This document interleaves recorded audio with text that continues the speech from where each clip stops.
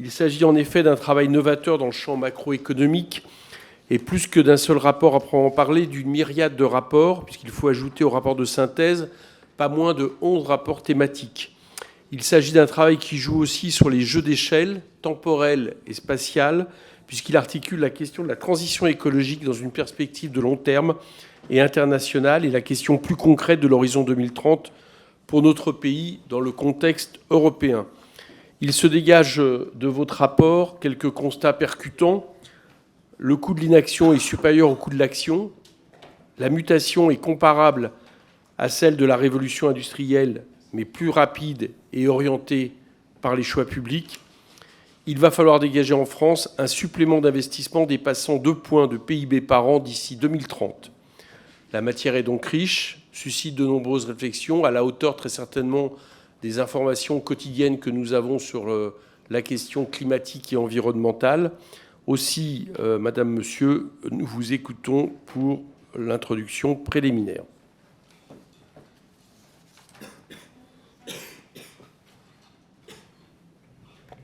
Merci, Monsieur le Président. Merci de nous accueillir. Je suis très heureux, nous sommes très heureux d'avoir cette occasion de vous présenter notre travail et de dialoguer avec vous.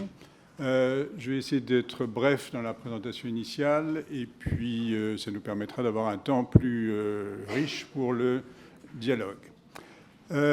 Donc, le rapport que nous allons vous présenter, vous avez eu raison de rappeler qu'il s'ouvre en disant le coût de l'inaction est supérieur au coût de l'action pour le climat. Néanmoins, le coût de l'action pour le climat n'est pas négligeable. Et donc, c'est sur celui-là que nous nous sommes concentrés. Alors, vous avez aussi rappelé que l'enjeu de l'action climatique, c'est de l'ordre d'une révolution industrielle. Et le premier graphique qui est là, si on peut le mettre, merci, vous montre de 1800 à 2050 la composition de l'offre mondiale d'énergie. Et je trouve qu'il est particulièrement frappant parce que le vert, c'est la biomasse, le noir, c'est le charbon, le gris, c'est le pétrole, le brun, c'est le gaz.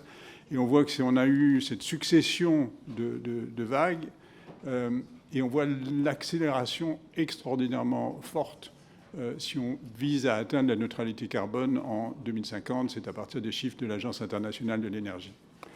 Donc, la caractéristique de cette révolution industrielle, c'est qu'elle est beaucoup plus rapide que les précédentes et elle va être guidée par les choix publics et non pas par la technologie ou par l'initiative privée. Sur le long terme, on a de bonnes raisons d'être optimiste, puisque sur le long terme, la baisse du coût des énergies renouvelables est très impressionnante et la capacité à réorienter le progrès technique a été démontrée en fait par la chute plus rapide en fait que tout le monde ne l'avait anticipé. Et donc, ça nous promet un avenir qui n'est pas un avenir fait de souffrance, qui est un avenir dans lequel, au fond, cette transition écologique sera l'occasion de découvrir des technologies qui sont peut-être plus efficaces, qui sont sans doute plus efficaces que les technologies que nous avions eues jusqu'à présent et qui reposaient sur la disponibilité des combustibles fossiles. Néanmoins, la transition va être difficile.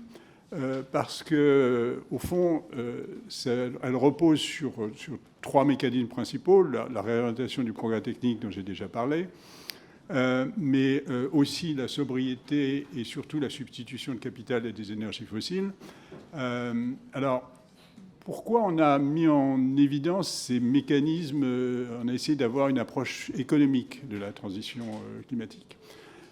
Parce que la discussion sur ce sujet est facilement un peu confuse. La discussion, elle mélange la volonté de sobriété, elle mélange quelque chose qui est philosophiquement intéressant et important, qui est le fait de dire la croissance, ce n'est pas le but de l'activité humaine.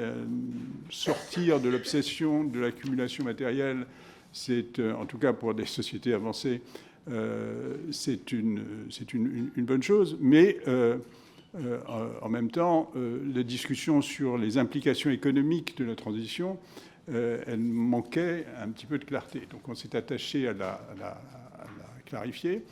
Et donc, en disant, il y a 3 mécanismes principaux. La réorientation du progrès technique qui consiste en fait, à investir dans l'innovation, à investir dans la recherche de nouveaux procédés. Je disais à l'instant que cet investissement s'est avéré payant. Ça consiste à investir dans la sobriété. Et la sobriété, c'est quelque chose qui était pas très bien défini. On a cherché à donner une définition économique de la sobriété, qui est la réduction de la consommation d'énergie qui ne résulte pas de gains d'efficacité énergétique.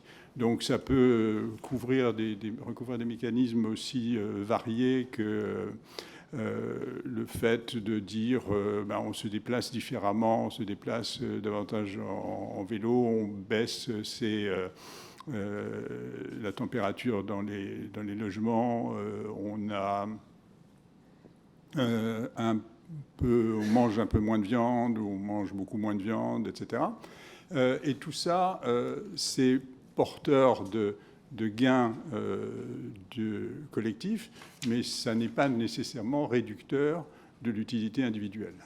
Et entre les normes collectives et l'utilité individuelle, il y a une manière de redéfinir l'articulation qui est importante. Mais le mécanisme principal, ce sera la substitution de capital à des énergies fossiles. Et de ce point de vue-là, je voudrais passer le graphique qui est juste après, qui est un graphique d'origine britannique et qui illustre, à mon avis, de manière très claire le type de mécanisme qui va être à l'œuvre. Au-dessus de la ligne, vous avez les investissements. Et en dessous de la ligne, vous avez les réductions de coûts d'exploitation. Et ce que vous voyez très clairement sur ce graphique, c'est que l'investissement, au fond, au départ, il doit être consenti. C'est un effort. Il n'y a pas de rendement immédiat, et quelle que soit la manière dont on le définit. Mais graduellement, en fait, cet investissement va se traduire en une économie de coût d'exploitation. Et ça, c'est un mécanisme générique que l'on parle de l'investissement dans les énergies renouvelables, que l'on parle du nucléaire, que l'on parle de la voiture électrique, que l'on parle de l'isolation des logements ou des bâtiments de manière générale, etc. Donc, on doit faire cet investissement. Dans un premier temps, cet investissement n'est pas producteur de bien-être.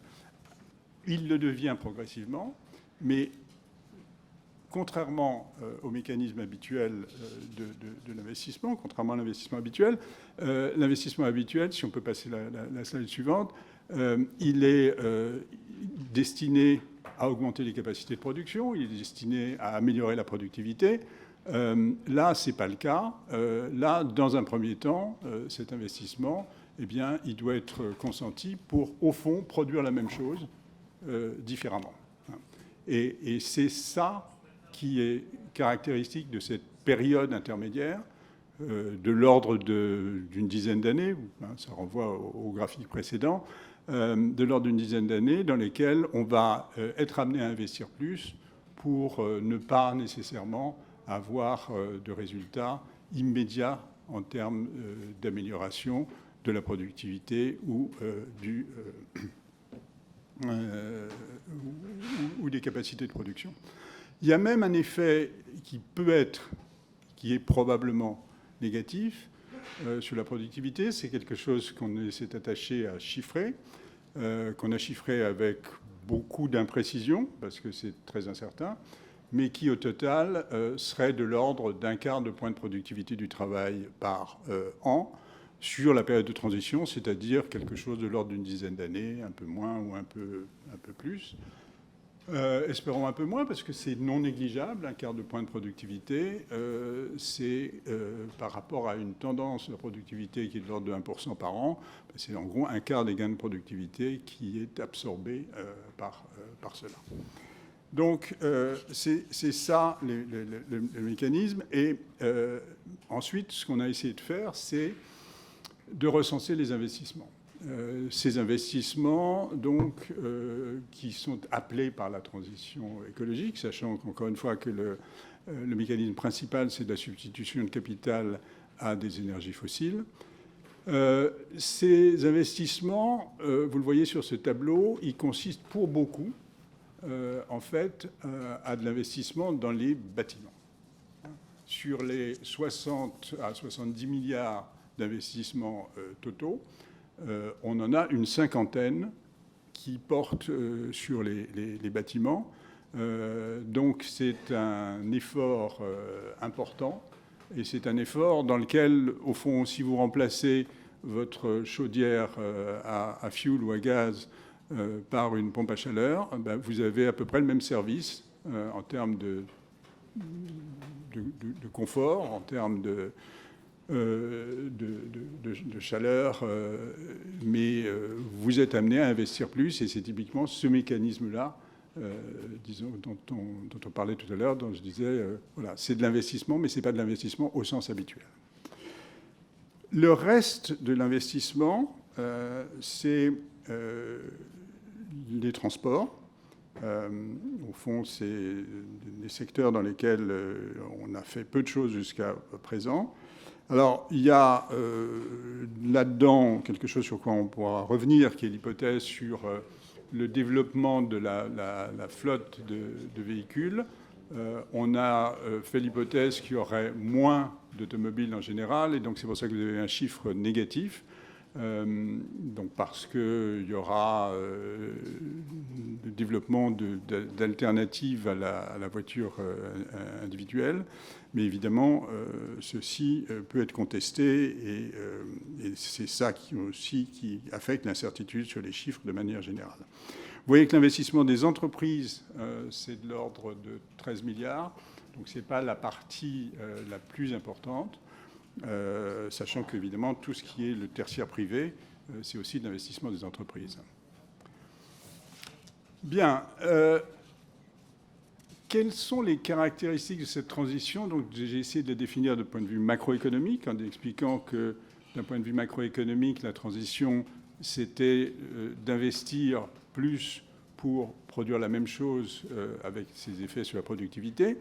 Du point de vue, d'un autre point de vue qui est tout à fait important, qui est le point de vue de la distribution des efforts, la transition est spontanément inégalitaire. Pourquoi elle est inégalitaire? Parce que si on parle du logement, si on parle de la voiture, on parle d'un taux d'effort qui est élevé pour les catégories, y compris les catégories de classe moyenne. Hein, ici, on a donné sur ce tableau le montant d'investissement et le montant d'investissement en pourcentage du revenu, donc le taux d'effort, pour le logement, à la fois vecteur de chauffage et isolation, et pour le transport. Et à chaque fois, vous voyez que pour la classe moyenne, c'est de l'ordre, c'est même un peu plus qu'une année de revenu. Donc c'est un effort considérable pour ces catégories. Et comme ça porte évidemment sur d'abord le logement et le transport, c'est un poids beaucoup plus important pour les catégories populaires. C'est 2 années de revenus pour les catégories populaires, les premiers déciles de la distribution de revenus, et c'est 1 fois pour la classe moyenne. Donc c'est quelque chose de très inégalitaire. Et ça renvoie à la question de l'impératif d'équité. L'impératif d'équité est très fort en matière de transition écologique, et il impose en fait qu'on ait une réflexion sur la manière de répondre à ce sujet. Ce n'est pas un sujet exclusivement français, hein, c'est un sujet qu'on retrouve un peu partout. En Allemagne, en ce moment, vous avez eu, enfin tout récemment, vous avez eu une révolte contre l'obligation de changer sa chaudière. Vous avez eu en Suède un mouvement à l'égard la question du billet d'avion et du prix de l'avion et de la capacité qu'ont les classes aisées à prendre l'avion. Donc vous avez un peu partout cette question de l'équité qui ressort fortement et qui est exigeante, et pour une raison simple, qui est que dans cette affaire, on ne parle pas de l'équité au sens traditionnel, on ne parle pas d'une question simplement de la répartition du revenu ou de la richesse, on parle vraiment de la contribution de chacun à l'effort collectif pour la survie de la planète. Et ça, c'est beaucoup plus exigeant. J'ai envie de dire, on le dit d'ailleurs dans le rapport, que ça s'assimile d'une certaine manière à la conception de l'équité qui prévaut en période de guerre ou lorsque la patrie est en danger. Et on a là, dans ce genre de circonstances, on a une conception de l'équité qui est beaucoup plus exigeante. Donc on est dans ce type de situation, et il ne faut pas négliger du tout, ne serait-ce qu'au nom du succès de la transition écologique, le fait d'assurer une juste répartition des efforts et de montrer que personne ne s'en exonère d'une manière ou d'une autre. Du coup, ça nous amène à discuter de la contribution que peuvent avoir les finances publiques au financement de cette transition. Alors, ceci, c'est évidemment moins assuré, puisqu'on rentre dans des hypothèses particulières, hein, et qu'on peut avoir soit une contribution directe des finances publiques, soit des approches d'ingénierie financière pour essayer de donner accès au crédit dans des bonnes conditions à des ménages qui n'ont pas nécessairement accès au crédit ou qui ont un accès très coûteux au crédit. Là, ce que nous avons fait, c'est de regarder poste par poste comment est-ce que pourrait se répartir l'effort entre le public et le privé. Donc vous voyez que par exemple pour les bâtiments publics, c'est 100% public. Pour les tertiaires privés, c'est essentiellement du financement privé. Et puis vous avez pour les autres postes, vous avez un partage qui est plus ou moins important. Donc on a cherché à donner un ordre de grandeur de ce que cela représente. Au total, ça fait à peu près la moitié de l'effort d'investissement. L'effort d'investissement total, il est, je vous rappelle, entre 60 et 70 milliards. On a à peu près une trentaine de milliards pour les finances publiques. Alors, comment financer ça ? Eh bien, il y a plusieurs solutions, évidemment. Et ces solutions font l'objet d'un choix, et vous allez être amené à certainement en débattre. Le premier candidat, c'était évidemment le redéploiement des dépenses publiques, et en particulier des dépenses brunes, puisque vous avez aujourd'hui 10 milliards pour l'État dans une acception étroite des dépenses brunes, puisque, par exemple, le fait que le fuel aérien n'est pas taxé n'est pas compté dans ces 10 milliards. Pourquoi ? Parce que ce n'est pas une niche fiscale, ce n'est pas une dérogation, c'est de droit commun, le fuel aérien n'est pas taxé. Donc le 10 milliards de dépenses brunes à redéployer et de dépenses fiscales brunes à redéployer, c'est une cote inférieure. Il n'empêche que vous savez bien à quel point c'est difficile de s'attaquer à ça. Vous savez bien à quel point le ministère des Finances a tendance à mettre l'accent dessus. Et puis, face aux réalités politiques, ensuite se posent des questions, et que le courage n'est pas nécessairement là. Mais il nous semble que c'est quand même le premier candidat. Ensuite, il y a toutes sortes d'autres dépenses qu'on peut redéployer. Donc, avant de penser, avant de se poser la question des moyens de financement, il y a la question, évidemment, de savoir qu'est-ce qu'on peut faire pour redéployer. Il y a des solutions ensuite qui relèvent de l'ingénierie financière, c'est-à-dire qui relèvent de la possibilité d'améliorer les conditions de financement de cet investissement, largement pour le logement ou pour la voiture, qui permettent à des ménages qui autrement n'y auraient pas accès d'avoir accès à ces financements privés. Par exemple, vous avez le leasing pour les véhicules électriques, qui est donc une mesure qui a été présentée et qui est mise en œuvre, dont on ne connaît pas encore beaucoup l'impact et le succès, mais ça fait partie de l'ingénierie financière et on peut imaginer d'autres mécanismes. Une fois qu'on a fait tout ça, il y a deux sources qui restent, l'endettement et le prélèvement obligatoire. L'endettement, notre position dans le rapport, c'est qu'il ne faut pas exclure le recours à l'endettement et qu'il y a de mauvaises raisons de s'endetter, mais que le climat n'en fait pas partie et qu'en particulier, le climat, c'est quelque chose qui se caractérise par le fait que les investissements ont un taux de retour qui est assez faible et donc une période d'amortissement qui est longue. Et que donc, de ce point de vue-là, prenons l'exemple des collectivités territoriales. Vous avez des collectivités territoriales qui vont investir dans la rénovation des bâtiments publics, dans le changement du vecteur de chauffage dans les bâtiments publics. Et cet investissement, il ne va pas avoir un rendement qui va permettre, dans une période de quelques années, d'avoir un retour sur investissement. Ce retour sur investissement, il est de l'ordre de la vingtaine d'années, voire plus.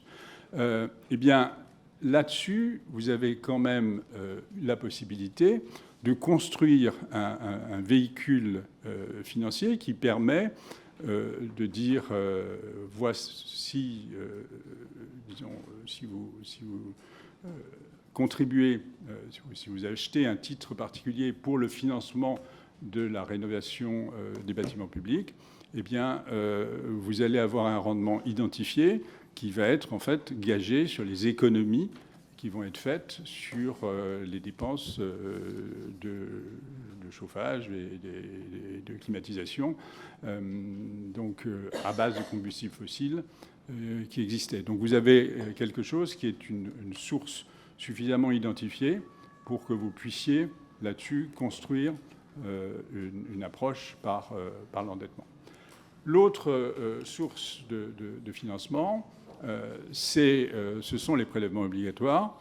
Et vous savez certainement déjà, parce que c'est surtout de ça qu'on a parlé à propos de ce rapport, que nous faisons la proposition d'un prélèvement exceptionnel et non récurrent sur le patrimoine financier des ménages les mieux dotés, c'est-à-dire du 10% supérieur.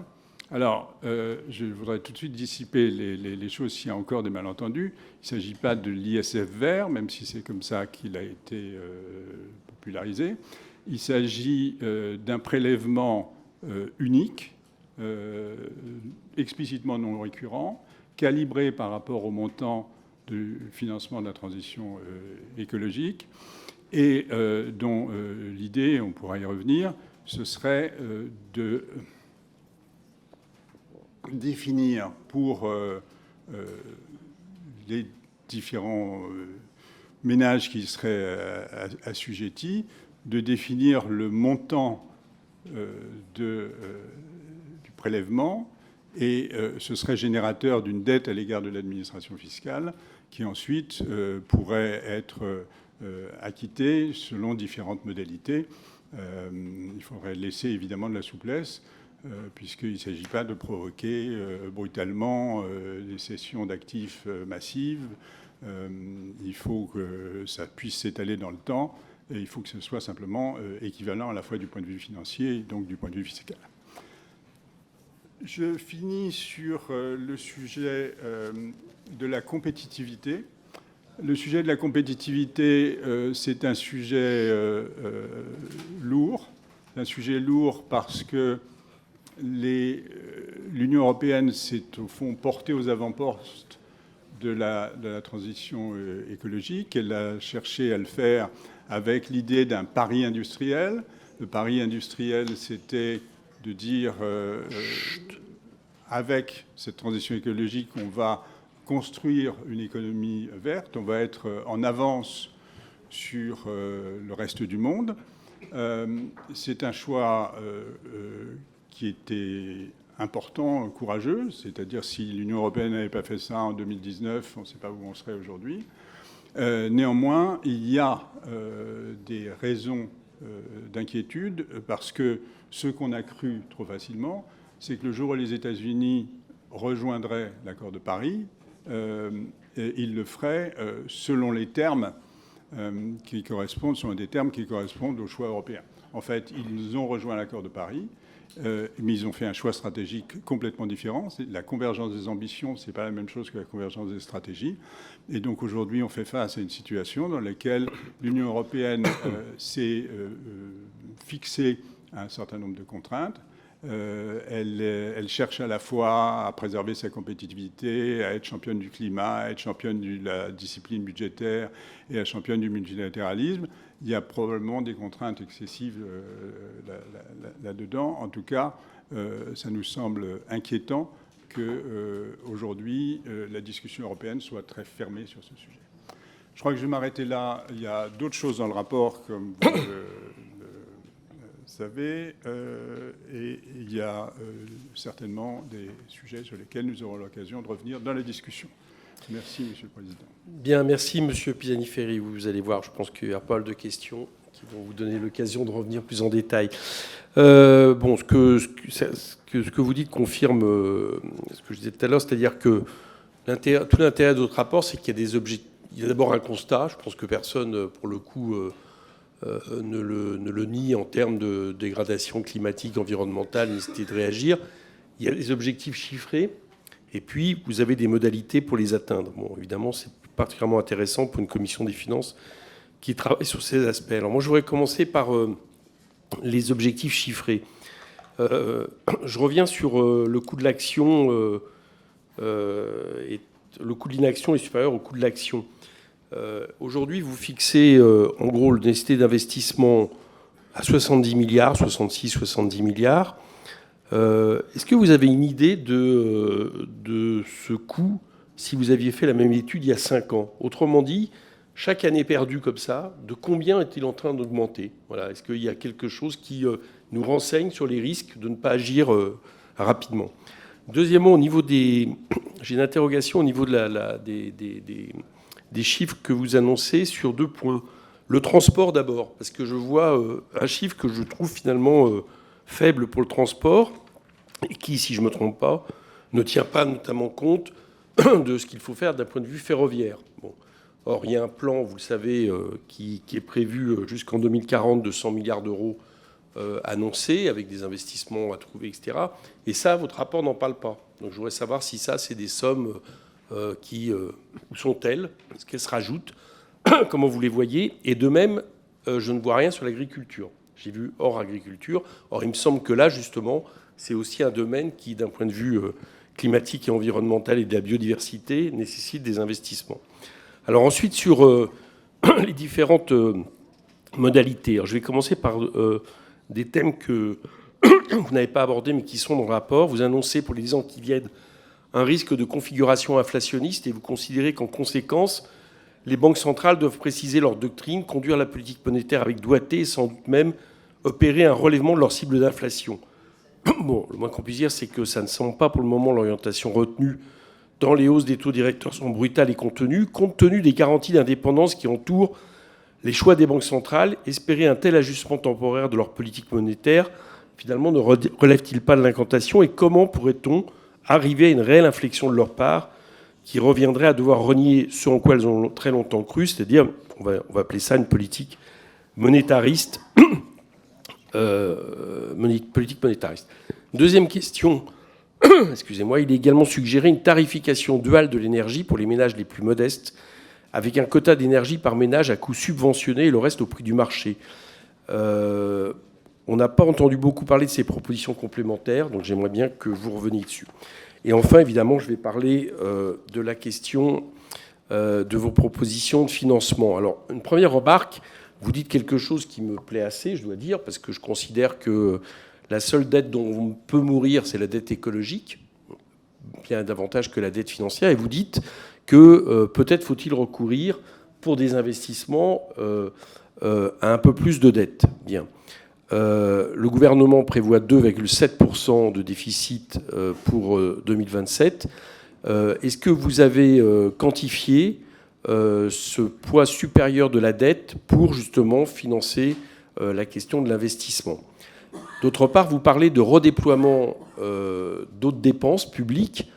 Le problème, on le voit, c'est celui qu'affronte le gouvernement aujourd'hui, c'est-à-dire qu'il prévoit des baisses de dépenses publiques, sauf qu'on entend parler de questions de logement, de santé, donc des questions qui peuvent toucher les questions d'inégalité, de justice, dont vous dites qu'il faut le prendre en compte à partir du moment où on engage une politique, notamment d'investissement de transition écologique. Est-ce que quelque part c'est imaginable? Et enfin, évidemment, ma dernière question vient sur ce dont on a le plus parlé, c'est-à-dire le prélèvement exceptionnel et temporaire sur le patrimoine des plus fortunés. Je suppose que votre étude avait été peut-être faite avant les chiffres révélés par l'IPP sur à la fois l'enrichissement et ce que j'appellerais une sous-fiscalisation des vraiment plus riches, les milliardaires. Bon, et ce qui est dans cette étude était intéressante, c'est que ce n'était pas seulement la question posée de la justice fiscale, mais c'était le fait que les ressources du coup disponibles se quantifiaient en milliards, voire en dizaines de milliards, alors même que la cible était finalement réduite en nombre de personnes. Est-ce que ça a renforcé pour vous votre analyse sur une possibilité d'un prélèvement exceptionnel? Et est-ce qu'on ne peut pas dire aussi que non seulement il est nécessaire, et s'il n'est pas mis sur table, est-ce que vous voyez une autre solution, mais que aussi il permet peut-être de réduire un peu le coût carbone et le coût environnemental des ultra riches, parce que plus vous êtes riche, plus quelque part, eh bien, c'est aussi un coût en termes de dégâts environnementaux. Voilà pour moi les questions que je vais vous poser. Je passe la parole au rapporteur général. Merci beaucoup, Monsieur le Président. Merci beaucoup pour votre présentation. Merci à tous les deux pour la grande qualité de ce rapport et l'apport, sans jeu de mots, qu'il est pour la réflexion globale face à un problème qui évidemment, nous rappelle tous à une réalité à laquelle nous sommes confrontés, à laquelle nous devons absolument trouver des réponses collectivement. Votre rapport, vous l'avez dit, ne se résume pas à une proposition sur la fiscalité du capital, c'est bien autre chose, beaucoup plus que ça. Il vient alimenter notre réflexion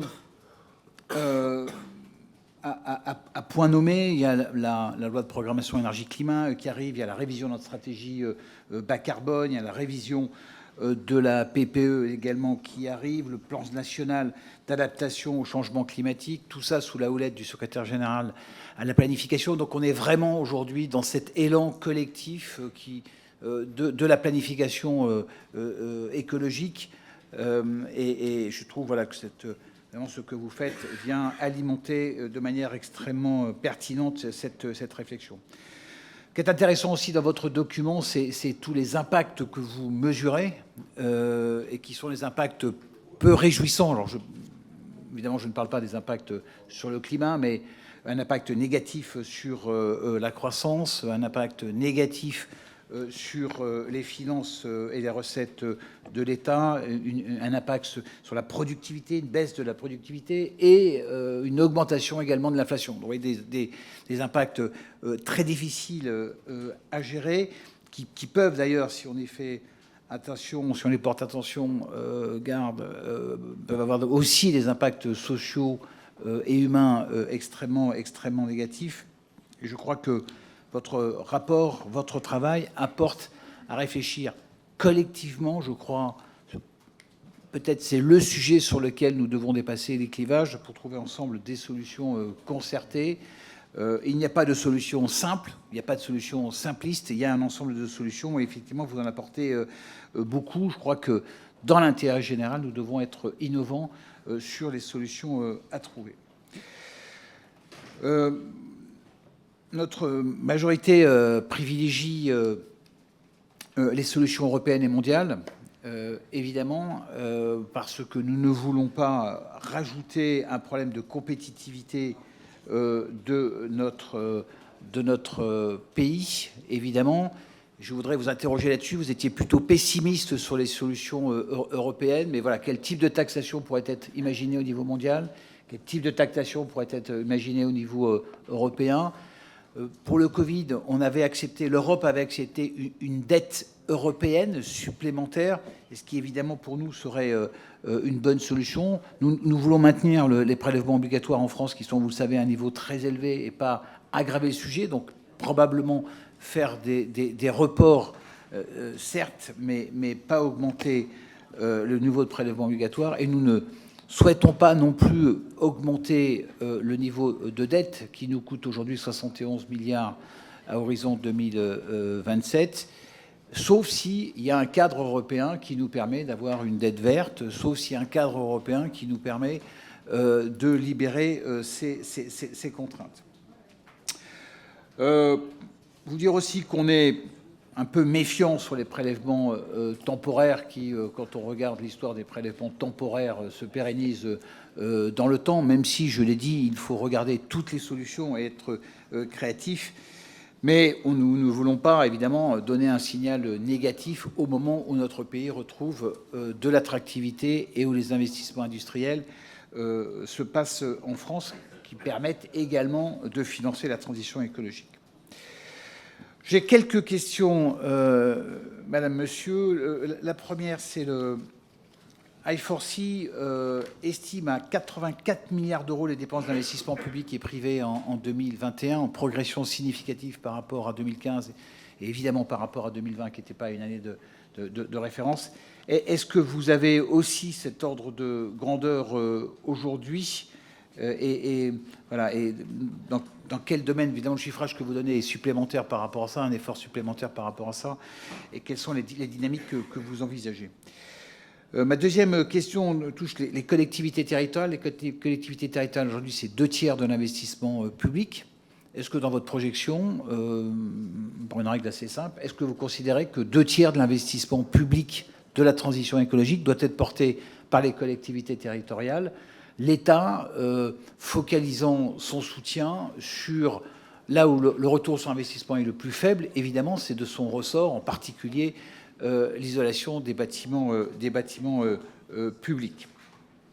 Troisième question sur le report des recettes fiscales que vous préconisez. Vous anticipez une baisse logique des recettes sur les accises fossiles, mais vous préconisez qu'il y ait quand même un report de cette fiscalité sur la consommation d'énergie décarbonée. Bon, on voit l'intérêt, évidemment, en termes de recettes, mais est-ce que ça n'est pas un frein au développement de ces énergies décarbonées? Enfin, ce sera mon dernier point, certains économistes appellent à la mise en place d'une économie de guerre écologique, en appelant à la mise en place de politiques monétaires et budgétaires clairement expansionnistes, s'appuyant sur l'abandon des cibles d'inflation et des règles d'encadrement budgétaire en vigueur en Europe. N'est-ce pas en creux ce que vous préconisez de manière prudente dans votre rapport? Merci beaucoup. Merci, Monsieur Pisani-Ferry. Je vous propose de répondre à ces premières séries de questions. Je vais passer la parole à Selma. Très bien. Je commence et tu compléteras. Du coup, sur les questions sur les coûts des investissements de façon générale, et plus précisément, est-ce que ça aurait été plus élevé si on l'avait estimé il y a 5 ans, et expliquer un peu le détail. Ce qu'on a fait, c'est vraiment regarder entre aujourd'hui et 2030 si on veut réduire de 150 millions de tonnes nos émissions, ce qui est nécessaire pour réaliser les objectifs qu'on s'est fixés au niveau français et européen. comment ça se répartit entre les différents secteurs, environ 50 millions de tonnes dans le bâtiment, à peu près pareil dans le transport, et quels sont les gros leviers. Et on a chiffré les surcoûts associés à ça. Alors, si on avait fait le calcul il y a 5 ans, les prix des véhicules électriques auraient peut-être été un petit peu plus élevés. Donc on aurait eu, de ce point de vue-là, un coût potentiellement un peu plus élevé. À l'inverse, la diffusion aurait été plus faible. Donc on aurait eu un coût plus faible. C'est pas complètement immédiat de savoir. Par contre, tout ce qu'on ne fait pas une année donnée se reporte. Donc c'est vraiment... si on doit remplacer 3 millions de chaudières au fioul, qui est à peu près le nombre de chaudières au fioul aujourd'hui, par des pompes à chaleur, le coût est là. Le surcoût des pompes à chaleur par rapport aux chaudières au gaz, ça conduit à peu près 3 milliards d'euros par an. Si on ne le fait pas aujourd'hui, on devra en faire d'autant plus demain s'il doit y en avoir zéro. Si on l'avait étalé sur une plus longue période, le coût par année aurait été plus faible. Ça peut être une façon de répondre. Sur le transport, alors, 2 choses. On a bien pris en compte les investissements nécessaires dans le ferroviaire, à la fois pour permettre une réduction, un report modal du transport de voyageurs et un report modal du fret vers le ferroviaire. On a à peu près de l'ordre de 2 milliards d'euros par an. Alors souvent, les chiffres qui sont donnés d'investissement dans ces domaines sont cumulés sur un certain nombre d'années. Nous, on a des chiffres par an, donc qui peuvent paraître plus faibles. Et pour répondre à une question qui a été posée, on calcule l'investissement supplémentaire par rapport à ce qui aurait eu lieu dans un scénario où on ne ferait pas cette réduction des émissions de 150 millions de tonnes. Donc une partie des investissements ferroviaires aurait eu lieu, une partie... donc c'est vraiment le supplément nécessaire pour permettre d'atteindre ces objectifs.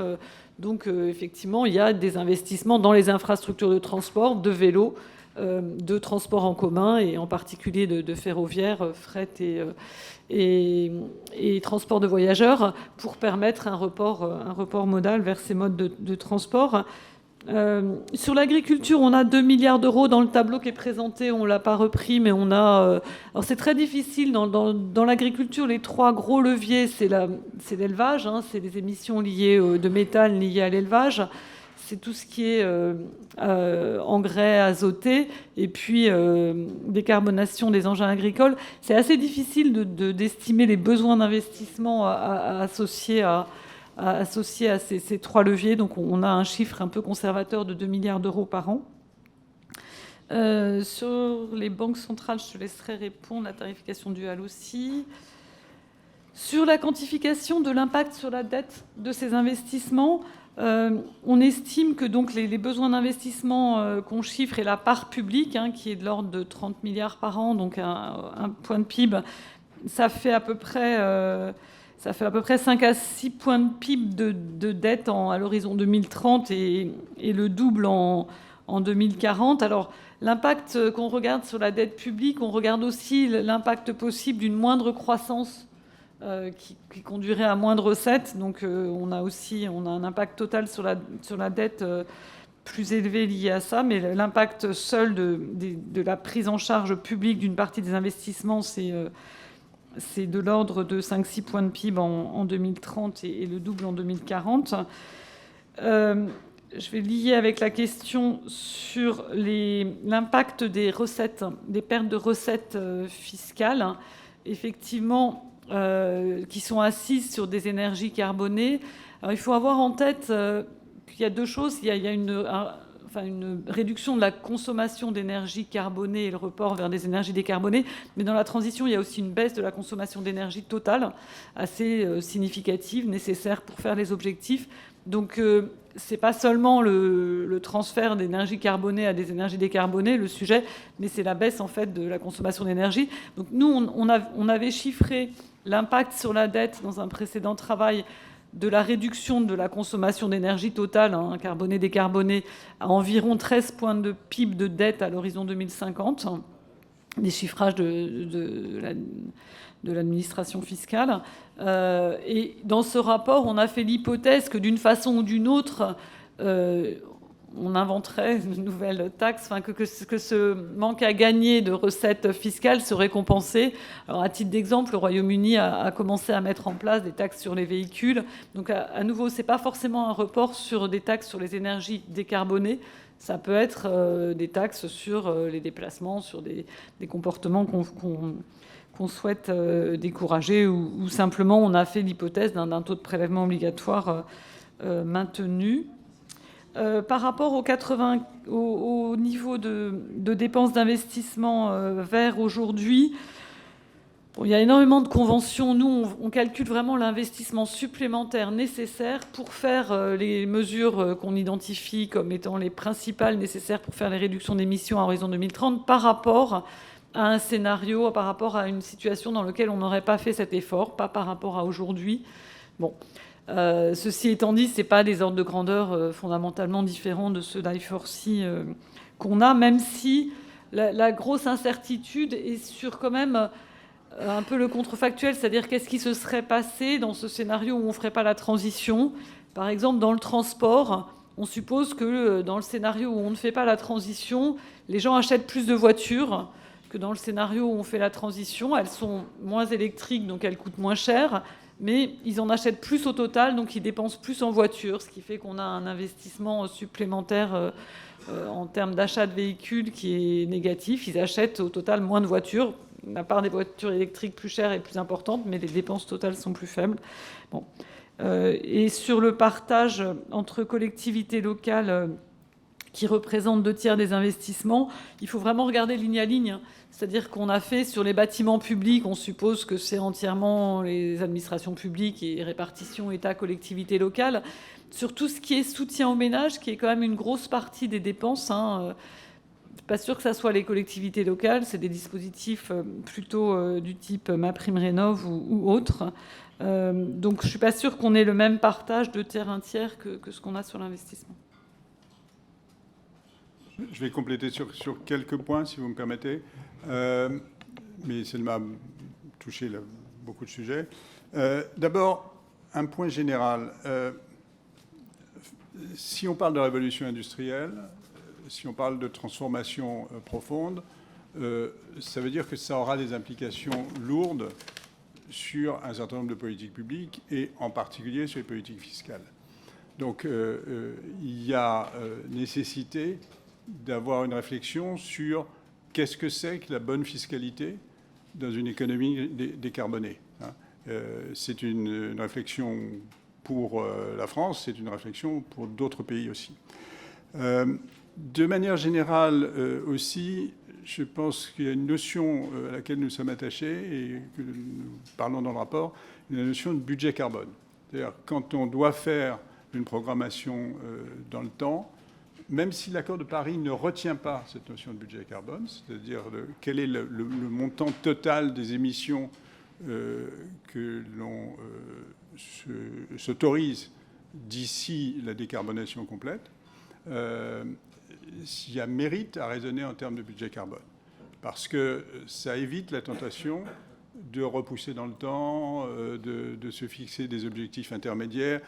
C'est bien comme ça qu'il faut raisonner. C'est-à-dire que si on vise à limiter les températures, il faut que la notion qui correspond en termes de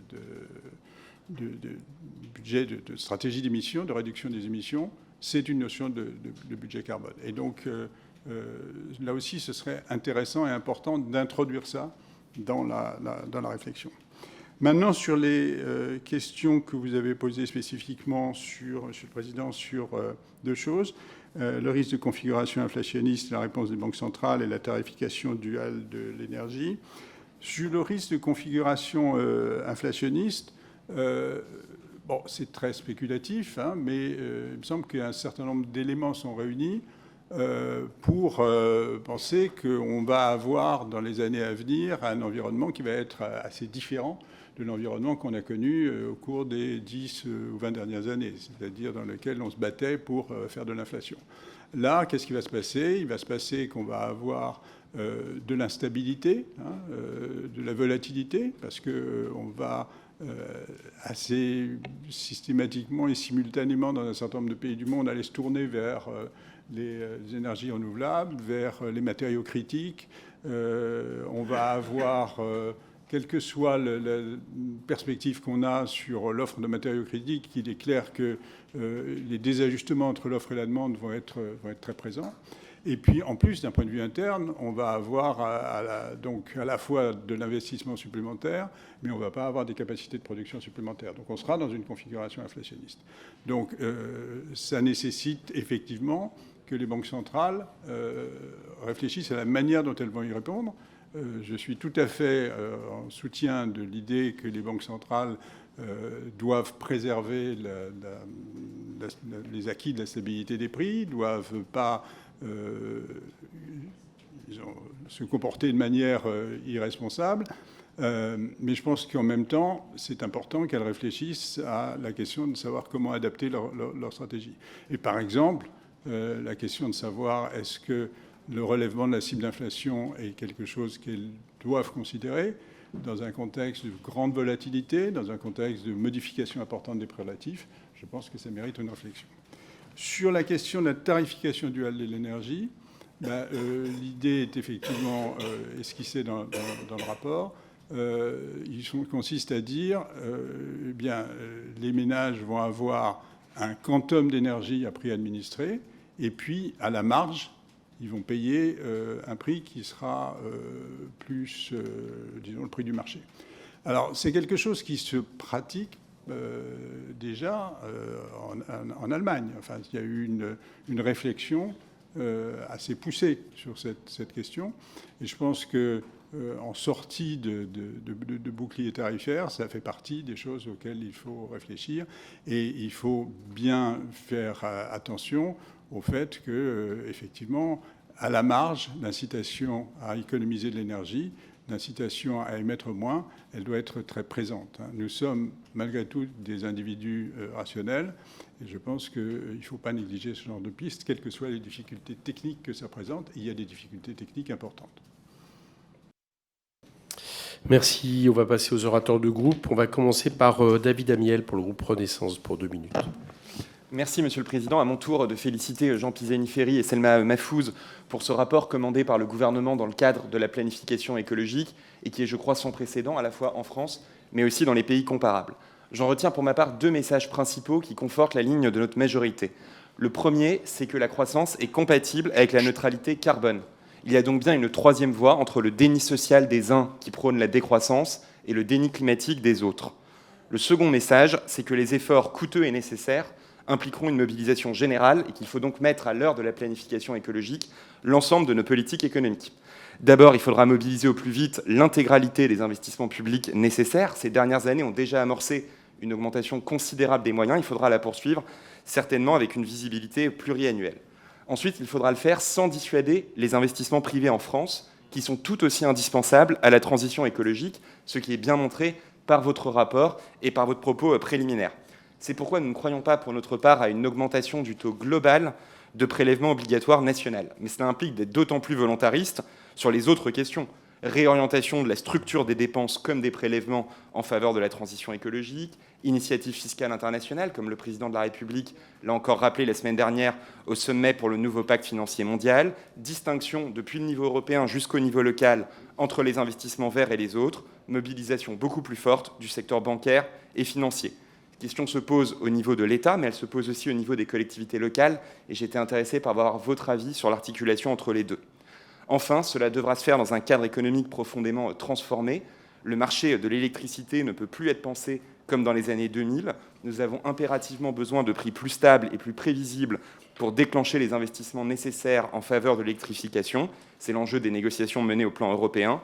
La mondialisation ne peut plus non plus être pensée comme dans les années 2000. Nous devons conduire de pair transition et réindustrialisation. C'est le sens du redressement de notre compétitivité, des annonces du président de la République, du pacte vert européen, de la taxe carbone aux frontières. Et là aussi, je voulais vous interroger sur les mesures supplémentaires qui devraient, à votre sens, être mises en œuvre pour riposter aux politiques non coopératives chinoises et américaines. Merci, M. Amiel. Pour le Rassemblement national, c'est M. De Signy. Oui, merci, Monsieur le Président. Monsieur Pisani-Ferry, Madame Mahfouz, tout d'abord, je vous remercie pour votre présentation qui montre les défis, notamment financiers, sur la transition énergétique et la décarbonation de notre pays. Comme nous le répétons régulièrement, la décarbonation de notre pays, de notre économie, y compris avec la relance du nucléaire, nécessite des investissements massifs dans notre pays. À ce titre, le projet de loi de l'industrie verte qui va être discuté à l'Assemblée nationale dans les prochains jours apparaît notoirement insuffisant. La question est donc celle du financement. Or, et votre rapport ne tranche pas tout à fait sur ce point, le financement ne peut plus être fondé sur la dette et la hausse des prélèvements obligatoires. Je vais partir de mon expérience de terrain. Dans le cadre de la décentralisation, le gouvernement demande aux collectivités d'investir massivement dans le fonds vert, fonds dans lequel on veut faire rentrer le maximum de projets locaux, y compris la revalorisation du patrimoine. Dans la commune de Noroy-sur-Ourcq, sur ma circonscription, le maire a demandé des subventions pour la réfection de la mairie et la préfecture l'a réorienté sur le fonds vert alors même que le projet n'entre pas dans les critères. Par conséquent, j'ai deux questions.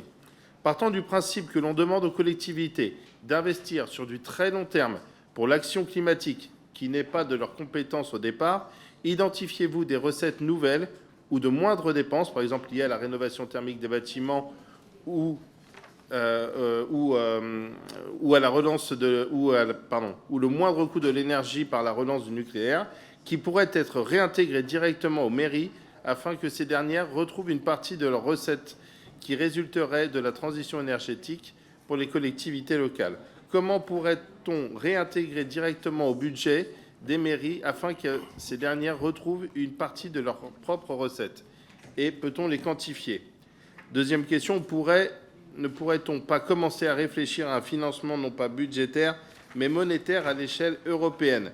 Jusqu'à présent, les facilités monétaires de la Banque centrale européenne étaient orientées vers le secteur bancaire et non financier.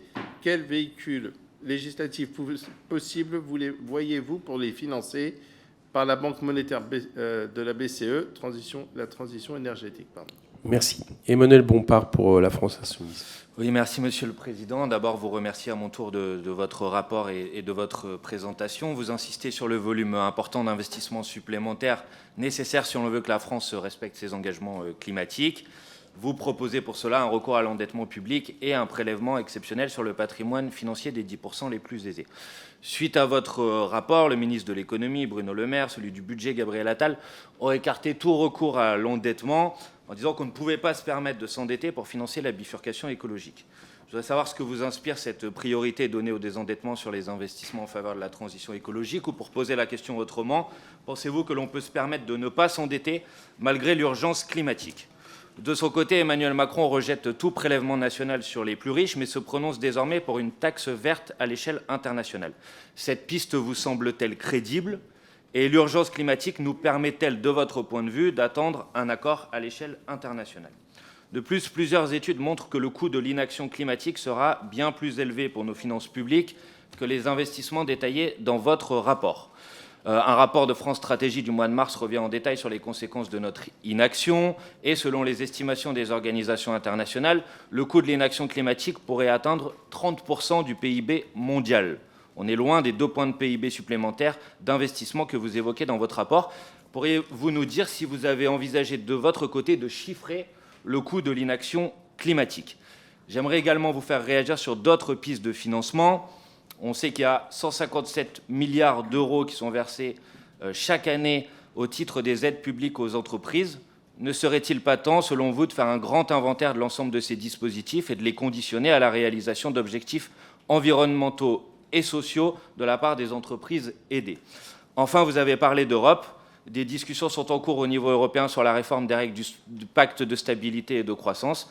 Avez-vous une analyse des propositions qui sont actuellement sur la table et estimez-vous qu'elles sont de nature à favoriser les investissements que vous recommandez ou au contraire si elles sont de nature à les empêcher? Je vous remercie. Merci. Marie-Christine Dalloz pour les Républicains. Oui, merci Monsieur le Président. Merci Madame, Monsieur d'alimenter le débat public sur ce sujet, l'action pour le climat. Pour financer l'ensemble des moyens nécessaires à une transition climatique, vous partez sur 2 axes, 2 pistes financières principales.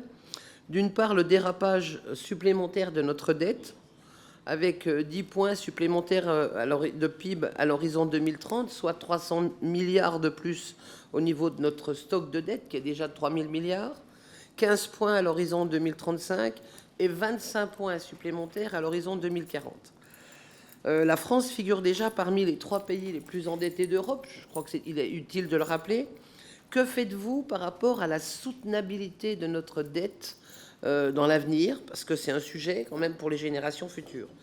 Votre deuxième piste, c'est un prélèvement exceptionnel pour 5 milliards d'euros, donc on est loin de couvrir le besoin en financement. Et je rappelle que notre taux de prélèvement obligatoire en France est déjà de 45,4 points. Ceci étant dit, moi je voudrais savoir si vous avez imaginé d'autres pistes, à savoir, et ça me semble une priorité, la baisse de la dépense publique, parce qu'on peut aussi financer de nouvelles dépenses par une maîtrise de la dépense publique, ou éventuellement une exit tax, ou éventuellement l'élargissement de la taxe sur les transactions financières, notamment aux transactions intraday, qui sont caractéristiques de la spéculation, et enfin, une contribution éventuellement sur les secteurs autoroutiers ou le transport maritime. Et enfin, dernière question, et celle-ci j'y tiens particulièrement, vous parlez beaucoup du véhicule électrique. Le bilan carbone de l'utilisation de véhicules électriques, on le connaît. Est-ce que vous intégrez le bilan carbone de la création du véhicule électrique, c'est-à-dire la conception avec les batteries et l'origine des batteries et l'absence de filière en France? Merci. Merci. Pascal Lecamp pour le MoDem. Merci, Monsieur le Président. Merci et félicitations au rapporteur pour ce rapport éclairant pour nous tous et sur les constats et les hypothèses des moyens en œuvre que vous proposez. Dans votre chapitre 4, vous évoquez les 3 mécanismes économiques pour parvenir à la neutralité climatique d'ici 2050. Parmi eux figure la substitution de capital aux énergies fossiles. En clair, il faudra investir massivement pour sortir des énergies fossiles au profit d'un système énergétique fondé sur les ENR et vous précisez, entre guillemets, secondairement le nucléaire. Dans vos recommandations, la question du nucléaire est très peu évoquée. Pouvez-vous nous préciser la place que vous accordez au secteur nucléaire pour parvenir à la neutralité climatique? Pensez-vous qu'il faille continuer d'investir massivement dans ce secteur? Que pensez-vous du programme financier à hauteur de 1 milliard d'euros dans le cadre de France 2030 pour faire émerger de nouveaux types de réacteurs, comme les petits réacteurs modulaires projet Neward, avec un premier prototype prévu pour 2030 ou des réacteurs innovants produisant moins de déchets? Deuxième question sur l'ISF vert. Dans le chapitre 10 de votre rapport, vous suggérez de financer une partie des investissements supplémentaires nets nécessaires pour atteindre la neutralité climatique par un prélèvement dédié explicitement temporaire qui pourrait être assis sur le patrimoine financier des ménages les plus aisés. Nous vous rejoignons totalement dans l'idée qu'il faille trouver de nouvelles sources de recettes pour nos finances publiques afin de financer la transition écologique. Dans votre rapport, vous n'évoquez pas l'option d'une mobilisation massive de l'épargne privée en faveur des objectifs de neutralité climatique. Ne pensez-vous pas que le développement d'une finance durable efficiente, forfaitaire, pourrait permettre de relever le défi de la transition écologique? Par ailleurs, ne pensez-vous pas que la mesure des prélèvements forfaitaires exceptionnels sur les 3 000 milliards de stocks d'actifs financiers aurait potentiellement des effets pervers? On pourrait imaginer qu'un certain nombre de ménages doivent vendre une partie de leurs actifs pour payer cet impôt exceptionnel, avec le risque qu'il soit vendu à des ménages aux moyens financiers équivalents, ne résidant pas en France, car non soumis à cet impôt sur la fortune. Que pensez-vous, par exemple, de l'idée de mettre en place des mesures fiscales pour mieux taxer les flux financiers à l'échelle européenne? D'autre part, avez-vous eu des réflexions sur l'option de plutôt réformer des impôts existants, et si oui, lesquels? Enfin, dans votre rapport, vous montrez que le coût budgétaire du financement de l'action pour le climat reste très incertain. Face à cette incertitude, le caractère exceptionnel de l'impôt proposé, même limité à 30 ans, que vous évoquez, n'est-il pas discutable? Je vous remercie. Merci. Mickaël Boulou pour le groupe socialiste. Monsieur Pisani-Ferry, Madame Mahfouz, Monsieur le Président Coquerel, mes chers collègues. Tout d'abord, merci pour votre rapport sur les incidences économiques de la transition écologique et la nécessité pour les pouvoirs publics d'agir en conséquence. Je veux saluer le sérieux avec lequel vous vous êtes appliqué à démontrer avec des chiffres à l'appui ce que nous essayons ici d'expliquer à nos collègues des partis présidentiels. Il faut faire contribuer les plus riches. Chers collègues des partis présidentiels, c'est bien votre politique qui est punitive en matière d'écologie quand vous refusez de faire participer les plus riches à l'effort collectif.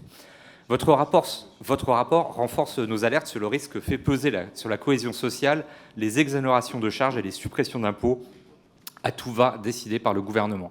Votre rapport est sans ambiguïté sur la nécessité, grâce à cette taxation des plus riches, de redistribuer cet argent vers les ménages modestes.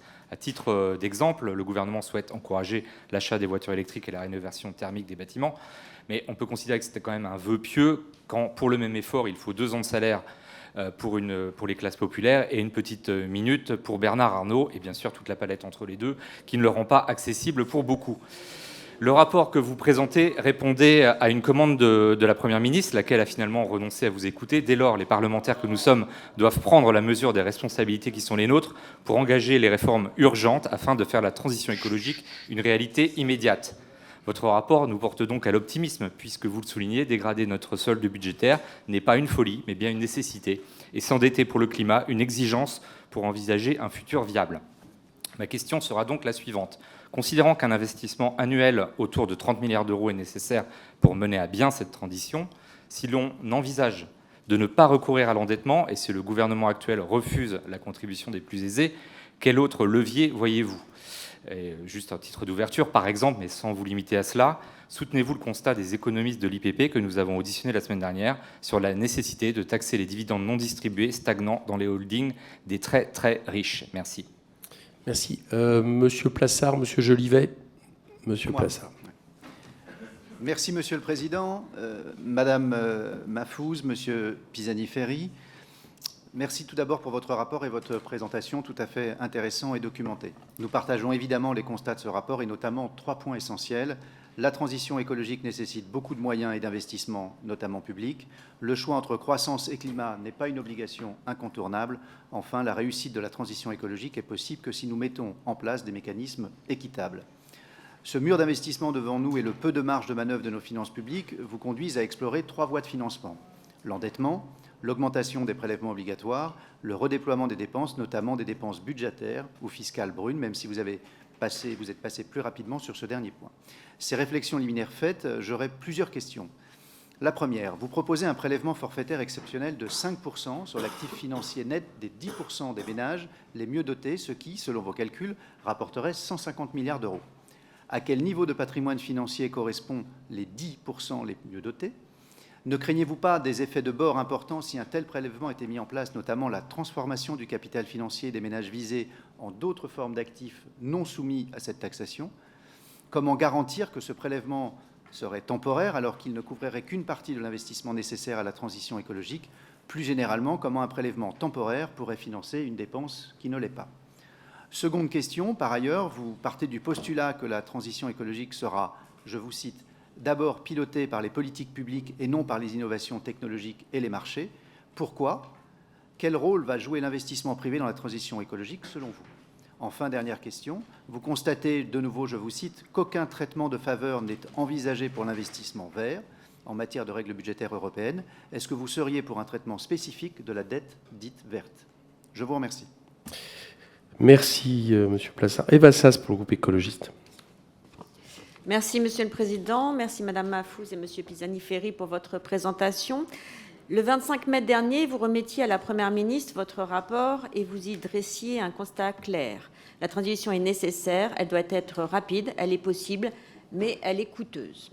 Vous estimez à cet égard qu'à l'horizon 2030, le surplus d'investissement public pour la transition écologique devra être de 25 à 34 milliards d'euros pour atteindre 55% de diminution des émissions de gaz à effet de serre en 2030, contrairement d'ailleurs aux chiffrages d'I4C qui, eux, se basent sur la SNBC, donc des objectifs nettement moindres. Par ailleurs, vous notez avec lucidité que le redéploiement des dépenses néfastes au climat est nécessaire, mais ne suffira pas. Alors, pour financer cette transition, vous dégagez quelques pistes, parmi lesquelles la mise en place d'une contribution exceptionnelle sur le patrimoine financier des 10% les plus riches, dont l'empreinte carbone est 3 fois supérieure à celle des 10% les plus pauvres. Vous évoquez également un nécessaire recours à l'endettement. Ces propositions, nous, écologistes, les portons depuis de nombreuses années. Seulement, voilà, dès le lendemain de la publication de votre rapport, Bruno Le Maire balayait d'un revers de la main ces propositions, s'opposant à la fois à un endettement et à une hausse de la fiscalité. Pourtant, vous aviez tout pour que le gouvernement vous écoute. Vous avez soutenu Emmanuel Macron dès 2017 et étiez responsable de son programme économique. Mais cela n'a pas suffi pour que le gouvernement sorte de son dogmatisme économique et prenne les mesures qui s'imposent. Au lieu de cela, le gouvernement a vanté le mérite d'une mobilisation de l'épargne des Français. Alors ma question est simple, Monsieur Pisani-Ferry et Madame Mahfouz, pensez-vous sérieusement que la solution du gouvernement, la mobilisation de l'épargne, qui n'est même pas évoquée dans votre rapport pour financer la transition, est pertinente et surtout suffisante ? Cette solution ne revient-elle pas à ne financer que des prêts, alors que nous avons besoin de subventions, notamment pour la rénovation thermique des logements, que vous avez chiffré, comme nous le soutenions, entre 10 et 14 milliards d'euros nécessaires? Merci. Michel Castellani pour l'IOT. Oui, merci, Président. Merci, Madame et Monsieur, pour votre rapport. Pas question de remettre en cause, évidemment, la nécessité d'intervenir sur une transition vers l'économie verte. Le problème, c'est que vous chiffrez ça à coup de dizaines de milliards et que le contexte général pose quand même un certain nombre de questions. Moi, je voudrais rappeler ce que tout le monde sait ici, c'est que la dette publique avoisine les 3 000 milliards, que les taux d'intérêt augmentent, ce qui génère une augmentation aussi des remboursements d'intérêts, que l'émission de la dette pour 2022 a été de 270 milliards quand même, que le commerce extérieur n'est en aucun cas un appui, mais au contraire une hémorragie, puisque le déficit s'est monté à 54 milliards l'an dernier, que ça ne va pas mieux d'ailleurs cette année, que les besoins sociaux sont considérables, surtout avec le vieillissement de la population. Tout ça, ce sont des faits. Que les besoins sont énormes en infrastructure, que ce soit les routes, la reconversion du nucléaire, les hôpitaux, etc. Voilà. Que ici, nous recevons sans cesse des entreprises d'État qui nous font un état d'endettement considérable. Je pense à EDF, à SNCF ou autres. Bon, voilà. Donc, ma question, moi, elle est simple. C'est une question générale. Est-ce que le financement de l'action pour le climat, que personne ne remet en cause, je suppose, est-ce que ce financement tel que vous le définissez dans votre rapport est-il tenable, tout simplement ? Ou alors, pour prendre les choses sur une forme un peu plus optimiste, disons, à quel niveau de croissance, puisque la solution, elle est là, la croissance économique, finalement, à quel niveau de croissance estimez-vous que ce financement serait tenable? Voilà, merci. Je vous invite à répondre. Oui. Après, j'ai d'autres orateurs, je le précise. Mais je vais prendre dans l'ordre, commencer pour les premières réponses. Donc sur les questions de David Amiel sur l'articulation entre État et collectivités locales, on n'en a pas beaucoup parlé, mais effectivement, il nous semble, et on dit dans le rapport, que même que l'État s'est fixé des objectifs en termes de réduction des émissions, c'est moins le cas au niveau des collectivités territoriales. Certains l'ont fait, parfois sans savoir si leurs objectifs sont trop ambitieux, suffisants, cohérents avec les objectifs nationaux. Donc il y a probablement un processus comme on l'a fait au niveau de l'accord de Paris, que les collectivités se fixent des objectifs, fassent des propositions, des contributions volontaires, comme dans l'accord de Paris, qu'au niveau national, on somme pour voir si c'est suffisant avec des itérations. Mais il y a clairement un enjeu même si 2/3 des dépenses ne sont pas au niveau des collectivités territoriales, il y a une grande partie des actions qui sont au niveau territorial. Donc il y a un enjeu de mobilisation et d'implication des collectivités locales. Sur la question de l'articulation entre transition et réindustrialisation, Jean y reviendra peut-être, mais est-ce qu'il faut des mesures supplémentaires par rapport aux États-Unis et à la Chine? Il y a déjà effectivement, quand on dit que être en Europe les champions du climat, de la rigueur budgétaire et du multilatéralisme, ça se fait peut-être au prix de notre compétitivité. On suggère bien qu'il y a peut-être des modifications à faire.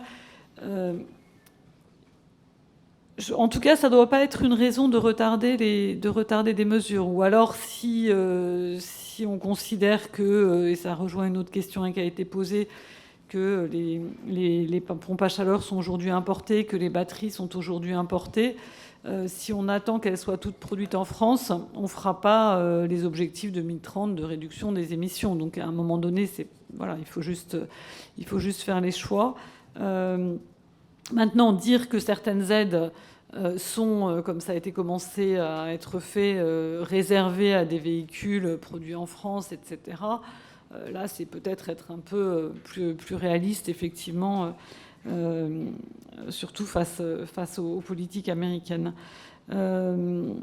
Sur les collectivités locales, en réponse à M. De Signy, plutôt que de réaffecter des recettes aux mairies notamment, je pense qu'une des pistes, c'est de permettre aux collectivités qui parfois ont des investissements rentables dans l'isolation d'une école, ont trouvé les financements auprès de la Banque de territoire, de pouvoir s'endetter sur des périodes un peu plus longues pour faire ce genre de travaux. Donc on a plutôt réfléchi dans ce sens-là. Sur financement monétaire, je te laisserai répondre. Sur le chiffrage du coût de l'inaction en réponse à M. Bompard, alors, le problème, c'est qu'il y a l'inaction en France, en Europe et au niveau mondial. Donc l'inaction au niveau mondial, son coût, on sait bien qu'il est très très élevé et puis qu'on n'a même pas envie d'envisager ce qu'est un monde dans lequel on ne réduit pas du tout les émissions. Au niveau français, l'inaction au niveau français, elle a un impact plus limité, hein, il faut être clair. Donc on n'a pas, voilà, nous on s'est placé dans un scénario. D'une part, on a clairement dit d'emblée dans la première partie du rapport que le coût de l'inaction est bien supérieur au coût de l'action et qu'il n'y a pas de doute à avoir sur ce sujet. Et notamment, enfin, c'est une période de transition. C'est-à-dire que c'est 10 ans difficiles, on a écrit la décennie de toutes les difficultés, mais au-delà, il y a la perspective d'une croissance verte possible. C'est des investissements qui, à court terme, produisent pas plus, sont difficiles à financer, mais pour aller vers une situation qui n'est pas forcément un renoncement à la croissance et encore moins au bien-être. Il y a aussi tous les co-bénéfices. Donc on a toute une étude sur l'impact en termes de bien-être. Il y a des co-bénéfices en termes de santé, notamment de la réduction des émissions qui sont importants à prendre en compte. Sur les autres pistes de financement, alors on a parlé de redéploiement des dépenses brunes notamment. On n'a pas évoqué la conditionnalité des aides, notamment aux entreprises, qui est un vieux sujet. On peut intégrer ça dans le redéploiement de dépenses. Ça revient d'une façon ou d'une autre à réorienter nos finances publiques vers nos priorités, comme l'a dit Jean, que ce soit du côté fiscalité ou du côté dépenses. Si on va vers une économie décarbonée, il est logique qu'on ait une fiscalité cohérente avec ça et des dépenses publiques cohérentes avec cette économie vers laquelle on va. Je te laisserai revenir sur les réformes du pacte de stabilité et de croissance. Sur les autres pistes, peut-être aussi fiscales. Alors les autres pistes, en réponse à Madame Dalloz, je crois, sur les baisses de dépenses publiques, si on envisage, enfin on dit clairement que le first best, c'est un redéploiement des dépenses, notamment des dépenses fiscales ou non fiscales favorables aux énergies carbonées et des autres dépenses. Donc on envisage évidemment, voilà, on dit on n'est pas sûr que ça suffise, donc il ne faut pas forcément exclure, si on n'arrive pas à tout faire par du redéploiement de dépenses, une hausse temporaire de l'endettement ou de la fiscalité. Sur la mobilisation de l'épargne privée et tout ça, je te laisse, et le nucléaire. Sur les alternatives, donc en réponse à M. Boulou, donc 30 milliards d'investissements par an. Oui, encore une fois, si on n'augmente pas la dette ni les prélèvements obligatoires, on regarde des alternatives qui sont toujours le redéploiement des dépenses, notamment des dépenses fiscales brunes, mais pas seulement. C'est un peu ce que je viens de dire. Alors, c'est une dépense non temporaire, Monsieur Plassard. Si c'est une dépense temporaire, c'est un mur d'investissement. une fois qu'on a décarboné l'économie, c'est pas des choses récurrentes. Après, le sujet, la raison pour laquelle il y a un investissement supplémentaire, c'est qu'aujourd'hui, en tout cas, ces investissements dans des équipements décarbonés, ils sont plus chers que les investissements dans des équipements carbonés. Une pompe à chaleur, un véhicule électrique, c'est plus cher. Tout l'enjeu de la transition et des aides aussi et de la réorientation du progrès technique, c'est qu'à terme, il ne soit pas plus cher. Donc à terme, remplacer un véhicule, aujourd'hui les ménages remplacent leur véhicule, c'est simplement ce surcoût temporaire. Et c'est pour ça qu'on a ce mur d'investissement. Nous, on a chiffré simplement, pas le fait que les gens achètent des véhicules électriques globalement, mais le surcoût des véhicules électriques par rapport aux véhicules thermiques. Et ça, on peut espérer que c'est quand même temporaire. Donc c'est une dépense temporaire, ce n'est pas une dépense pérenne, d'où un prélèvement ponctuel. Alors, piloté par les politiques publiques, c'est quelque chose sur lequel des gens ont parfois réagi effectivement. On ne souhaite pas que ça soit piloté par les politiques publiques. On constate que c'est une transition qui est pilotée par les politiques publiques parce que, contrairement aux révolutions industrielles précédentes, elle n'est pas drivée, elle n'est pas tirée par des innovations technologiques. On n'a pas inventé la machine à vapeur. C'est pas pour ça qu'on fait la transition. On décide collectivement de sortir des énergies fossiles pour réduire nos émissions. Et donc, c'est bien les politiques publiques qui ont décidé de cette transition. Tout l'enjeu, c'est qu'elle devienne de moins en moins pilotée par les politiques publiques et de plus en plus par l'innovation. Et je crois que... Merci. Je reviens rapidement sur quelques points. D'abord sur la question de la taxe carbone aux frontières, ce qui n'est pas exactement, pour répondre à David Amiel, aujourd'hui c'est un mécanisme d'ajustement carbone aux frontières, c'est précisément pas une taxe. C'est précisément pas une taxe parce que la taxe, ça voudrait dire en fait à l'unanimité, d'être à l'unanimité. Donc ce mécanisme, en fait, ça contraint les importateurs, ça va contraindre les importateurs, plus exactement, à se procurer des certificats carbone à la hauteur du contenu carbone des importations. C'est un mécanisme dont je crois qu'il faut se féliciter qu'il soit mis en place. Il reste très imparfait. On a fait un travail assez précis et sérieux. Ça ne couvre pas du tout, évidemment, les questions de compétitivité à l'exportation. Ça ne couvre pas les importations de biens, disons, élaborés dans lesquels il y a un contenu carbone. Et ça porte quand même essentiellement sur quelques secteurs aujourd'hui qui sont des secteurs dans lesquels on peut identifier le contenu carbone des importations. Ceci dit, à mon avis, c'est quelque chose qui est appelé à se sophistiquer, à se développer, en tout cas dans un monde dans lequel une partie de la planète continue de rester sur les politiques du passé et sur les techniques de production du passé. On va avoir ce débat de manière lourde, permanente, et c'est bien que l'Europe soit à l'initiative sur ce sujet. Une deuxième question de M. Decini sur le financement monétaire à l'échelle européenne. Le financement monétaire, je vois que M. Decini n'est plus là, mais je lui réponds quand même. Le financement monétaire, il a pu intervenir dans certaines circonstances, notamment dans les circonstances qu'on a connues récemment. C'est pas la panacée, c'est-à-dire que le financement monétaire, c'est tout de même à la fin, aujourd'hui, en réalité, c'est un financement qui est rémunéré au taux d'intervention de la Banque centrale. Et donc aujourd'hui, c'est un financement qui est relativement coûteux.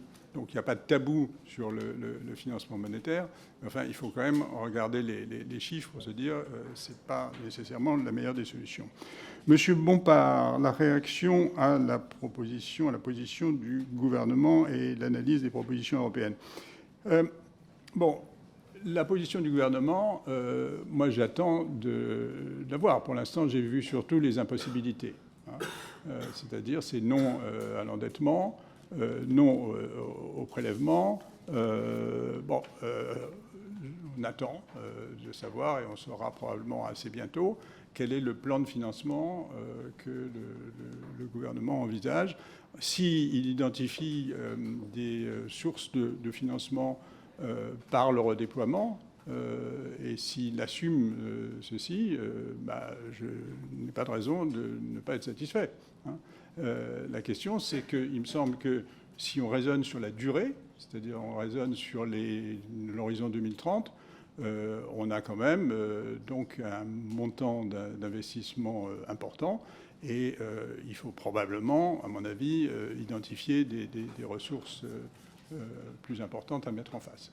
Alors, il y a le sujet dont on a parlé un peu de l'ingénierie financière, c'est-à-dire de la capacité par des canaux qui sont des canaux de type intervention d'institutions financières, crédit bancaire, etc., d'élargir l'accès au crédit pour le financement d'un certain nombre d'investissements, y compris de l'investissement des ménages. Là encore, c'est une idée qu'il faut explorer. C'est une idée qu'il faut explorer en même temps en se disant bien que s'il s'agit de créer des véhicules qui sont pas nécessairement très attractifs pour les ménages, il faut faire attention à ne pas mettre en avant des solutions qui seraient des solutions apparentes, mais qui ne seraient pas des solutions réellement pérennes. Sur l'analyse des propositions européennes, le débat aujourd'hui, il faut être honnête, le débat européen est bloqué. C'est-à-dire, je parle de la partie réforme des règles budgétaires. Il est bloqué parce qu'on a d'un côté la Commission, on a de l'autre côté le gouvernement allemand, et donc il n'y a pas d'accord qui se dessine sur la réforme de ces règles, et en particulier, il n'y a pas d'accord qui laisse une place à un endettement pour le financement de la transition climatique. Ça me paraît pas une position tenable, c'est-à-dire qu'il ne faut pas que l'Union européenne nous soumette à des injonctions contradictoires. D'un côté, réduisez votre dette, et de l'autre côté, faites des efforts pour la transition climatique. Ce n'est pas compatible. Alors, je ne suis pas en train de dire qu'il faut lâcher les freins et il faut permettre de s'endetter sans limite. Je serais conscient des limites à l'endettement public. Simplement, je pense qu'il faut élargir un peu l'espace et le définir de manière très précise. Alors, je ne suis contre, par exemple, le fait de dire tout investissement vert est sorti des règles budgétaires et des normes du pacte de stabilité, parce qu'on peindra tout en vert si on fait ça. En revanche, je pense qu'on aura besoin d'avoir une définition précise, rigoureuse, du type d'investissement pour lesquels le recours à l'endettement est possible, et des conditions générales, évidemment, de soutenabilité de la dette publique qui permettent de faire une place à cet endettement. Et je pense en particulier à la question de l'investissement des collectivités territoriales, qui est un investissement sur des durées, qui a un taux de retour qui est lent à se manifester. Donc il faut un endettement sur une durée de l'ordre d'une vingtaine d'années. Il faut trouver les véhicules pour ça, et il faut faire la place à ce sujet. Mais derrière cet endettement, il y a un rendement économique. Et donc s'il y a un rendement économique, il y a de quoi financer par endettement. Donc je pense qu'il faut définir de manière précise la place qu'il faut faire au financement par endettement et mener le débat européen sur ce sujet. Madame Dalloz, je crois que Selma vous a répondu, mais je pense que encore une fois, la proposition que nous avons faite, ce n'est pas une proposition de taxation permanente. L'idée, c'est de dire, vous constatez à un moment donné quelle est la valeur du patrimoine financier des ménages au-dessus d'un certain seuil. Il reste évidemment à déterminer. On a mis 10%, les 10% les plus aisés en termes d'illustration. Vous constatez ça, et à partir de là, vous générez effectivement une dette à l'égard de l'administration fiscale, et vous offrez la possibilité, bien sûr, de régler cette dette sur une durée plus ou moins longue, en sorte, en particulier, de ne pas aboutir à une cession massive qui serait... Non, mais si vous permettez, si vous voulez, y compris que cette dette soit acquittée au moment de la mutation, au moment de la succession, vous organisez quelque chose qui ne provoque pas ce séisme financier que vous semblez redouter. Je pense qu'évidemment, il faut être très responsable dans ce domaine. Et le fait de le faire de la sorte, ça garantit aussi que vous n'avez pas d'impact sur les comportements, puisque vous avez une taxation qui est explicitement et de manière crédible, donc non récurrente. Monsieur Lecamp, sur le nucléaire, et je vous réponds là-dessus, à l'horizon 2030 sur lequel nous nous sommes concentrés, le nucléaire n'est pas la réponse. Enfin, le nucléaire est la réponse dans la mesure où le nucléaire existant peut effectivement être... on peut contribuer à condition, bien sûr, que les investissements de réparation, de maintenance soient effectués. Mais le nouveau nucléaire n'est pas une réponse à l'horizon 2030. Donc, à l'horizon 2030, essentiellement, ce sur quoi nous comptons, c'est les renouvelables, parce que là, il y a une possibilité de déployer des renouvelables à l'horizon 2030. Et puis, c'est tout ce qui est du côté, évidemment, des investissements dans la réduction de la demande d'énergie. Et ça, c'est important. Le nucléaire, moi, je n'ai pas de position, je ne suis pas hostile au nucléaire. Simplement, je ne l'ai pas compté. Nous ne l'avons pas compté parce qu'à l'horizon 2030, ce n'est pas un sujet. Et donc, notre rapport se focalise quand même sur l'horizon 2030 pour des raisons liées à l'urgence. Voilà. Madame Sass, sur l'ISF, très franchement, moi, je n'ai pas de regrets sur l'ISF. Je pense que ce n'était pas un bon impôt. C'est un impôt dont les travaux qui ont été conduits ont montré qu'il n'avait pas de bonnes propriétés distributives, qu'il taxait le sommet de la classe moyenne, mais il ne taxait pas les plus fortunés. Donc, s'il faut reprendre le débat sur la fiscalité du patrimoine, reprenons-le, mais ne le reprenons pas avec une nostalgie d'un impôt qui n'avait pas de bonne propriété.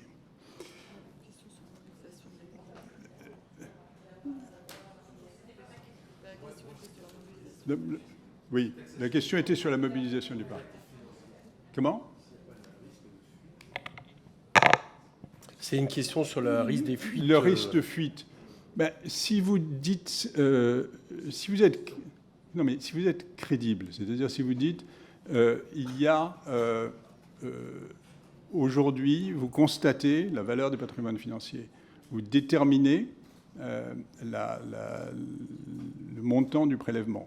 Et vous organisez les choses en sorte que ce prélèvement puisse être effectué sur une période longue au choix du contribuable. Il ne s'agit pas de choix de l'administration fiscale. L'administration fiscale offre un certain nombre de possibilités.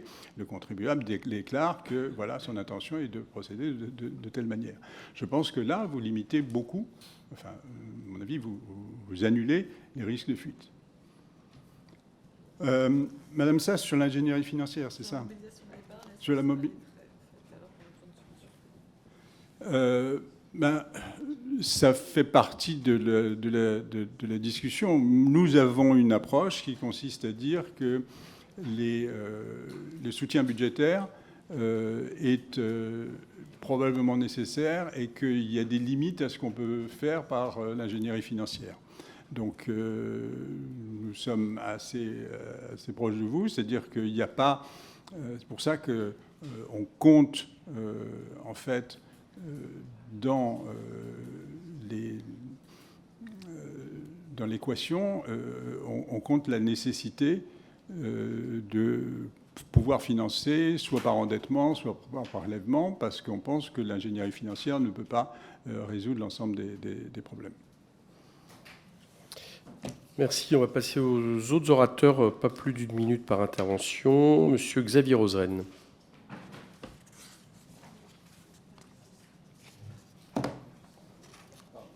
Merci, Monsieur le Président. Tout d'abord, permettez-moi de vous remercier pour la qualité du rapport qui nous permet de faire poser un certain nombre de questions. Vous envisagez 2 leviers de financement tels que le recours à la dette et l'impôt. Concernant la dette, il y a un risque sur la dette publique de 10 points de PIB en 2030, 15 en 2035 et 25 en 2040. Le niveau de dette de la France étant déjà très préoccupant, existe-t-il un scénario alternatif pour financer la transition sans faire appel à la dette? Est-ce que la solution de la dette européenne est pour vous envisageable et est-ce qu'elle peut avoir un succès? Ma deuxième question porte sur la rénovation énergétique. Vous signalez que l'efficacité de la transition passera par la rénovation des logements, à la fois chauffage et isolation. Le premier poste du coût annuel de la transition climatique pour les financements publics à l'horizon 2030 est la rénovation des logements. Est-ce que, de votre point de vue, il peut y avoir un frein, sachant que, par exemple, sur les territoires de montagne, vous avez 50% des logements qui devront être rénovés dans les années à venir. Est-ce qu'il y a un frein matériel? Est-ce que vous avez identifié un frein matériel à la rénovation? Est-ce qu'on a un temps suffisant pour rénover techniquement l'ensemble de la partie publique et privée? Merci. Thomas Cazenave, qui n'est plus là. Émilie Bonnimard. Merci, Monsieur le Président. Moi, je souhaitais vous interroger sur le rapport entre sobriété, croissance et modèle social, puisque j'ai senti que vous n'aviez pas tous les deux exactement le même positionnement dans vos interventions. Vous nous avez indiqué que la sobriété était une des 3 conditions nécessaires à la transition.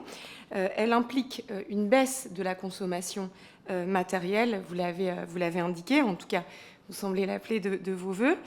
On connaît bien évidemment le lien direct entre consommation, production, redistribution et modèle social français. Donc la question qui est la mienne est la suivante. Comment vous maintenez un modèle social et de redistribution élevé avec ce que vous indiquez sur la sobriété? Et là, je fais le lien avec la relocalisation industrielle en Europe que l'on partage, nous les Républicains, avec le gouvernement. On a aujourd'hui un déficit de notre balance commerciale qui recèle potentiellement bien des ressources avec la relocalisation et des économies de carbone. Est-ce que vous pouvez nous confirmer, parce que c'est parfois ce qui est dit et je voudrais le vérifier auprès de vous, que nos importations sont la première source d'émissions de gaz à effet de serre du pays? Et enfin, sur l'ajustement carbone aux frontières, vous l'avez indiqué précédemment, mais pour qu'il y ait un impact réel sur la modification des typologies de production des économies les plus polluantes, qu'est-ce que vous préconisez comme modification du mécanisme carbone aux frontières? Merci. Stella Dupont. Merci, Monsieur le Président. Merci à tous les deux pour vos travaux éclairants qui posent très bien, je pense, les enjeux. Nous avons des objectifs de baisse de nos émissions carbone extrêmement ambitieux en Europe et en France. Mais qui dit objectif ambitieux dit modalité de mise en œuvre et financement qui doivent l'être également. Vous chiffrez la dépense à 60 milliards d'euros, chiffrage globalement admis qui ne fait pas débat, qui ne fait plus débat, et ça c'est une avancée, je pense, dans notre réflexion.